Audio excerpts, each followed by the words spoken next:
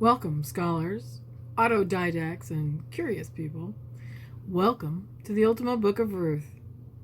My physician was concerned because at age 57, I was still menstruating regularly. When my gynecologist checked my female hormone levels, she said they were as high as a woman in her 20s. But she was not worried, but not as worried as my physician anyway, about the fact that I was not showing signs of perimenopause.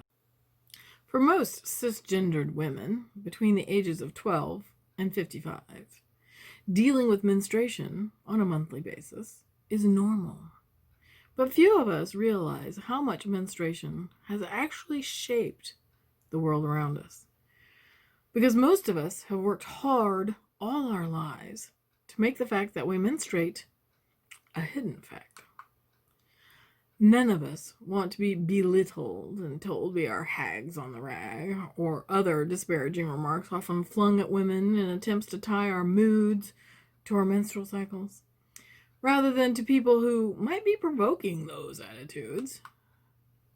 This week's Ultimate Book of Ruth, the featured book, is Blood, Bread, and Roses: How Menstruation Created the World by Judy Grahn, which is definitely a book every feminist should read. Let's begin the analysis of this important book with Grahn's own words. Western reports say that tribal men were sometimes so frightened of female blood as to believe that a single drop could kill them, that even the gaze of a menstruating woman could mean death, that if her hands touched their weapons, they would come to great harm on the hunt. Imagine living in that society. Think about who, ultimately, is most powerful in that culture. Men or women who secrete a substance so magically powerful that it can kill or maim, or enable the woman secreting it to kill with just a look. One reason I found Grahn's book so entertaining to read was her writing style, because she begins discussing her own assumptions that it had to be men who had made menstruation a taboo subject, but then reveals how her research for an article she wrote helped her learn to think about the issue from a different angle. What if women were the ones who made society believe menstruation is so powerful that it can kill, so that a number of measures have to be taken, from women hiding away during their menses, like the moon hiding her face once a month, a girls' night out 3 nights a month, nice, down to the rule my mother grew up with, forbidding menstruating women from cooking food lest the food spoil and poison the consumers. Grahn takes us from that important moment where we realize that most of the taboos surrounding menstruation were female created, forward to explore words, ideas, things, and actions that all tie back to menstruation and or childbirth.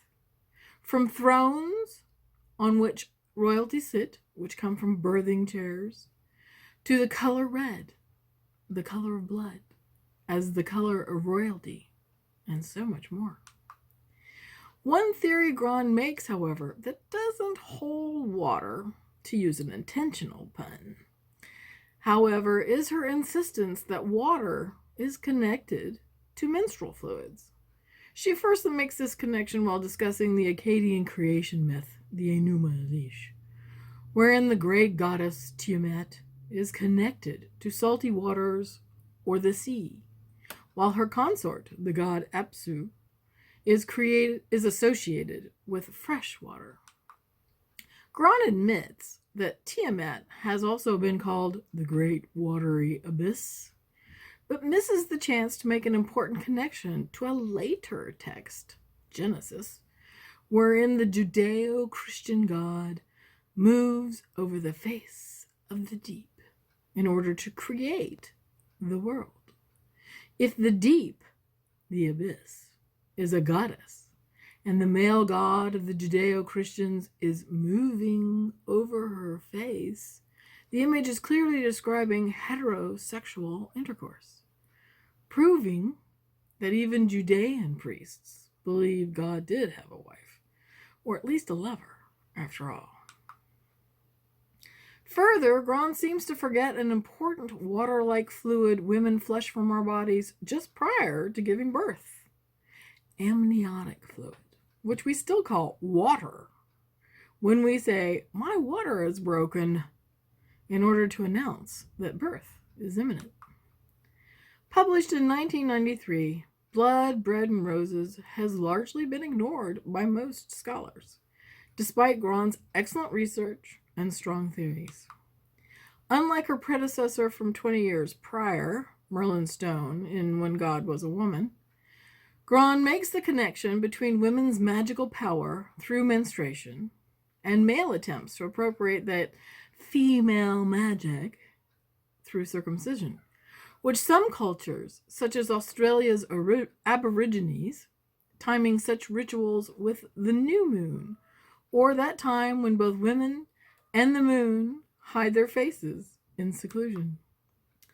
If you truly want to understand how women are much more important than our culture leads us to believe, and have been creators of many aspects of our cultures and the world we live in, not to mention the importance of menstruation itself, I cannot recommend any book more highly than Judy Grahn's Blood, Bread, and Roses. However, if you have a book you believe every feminist should read, please list it in the comments below. Remember to like and subscribe.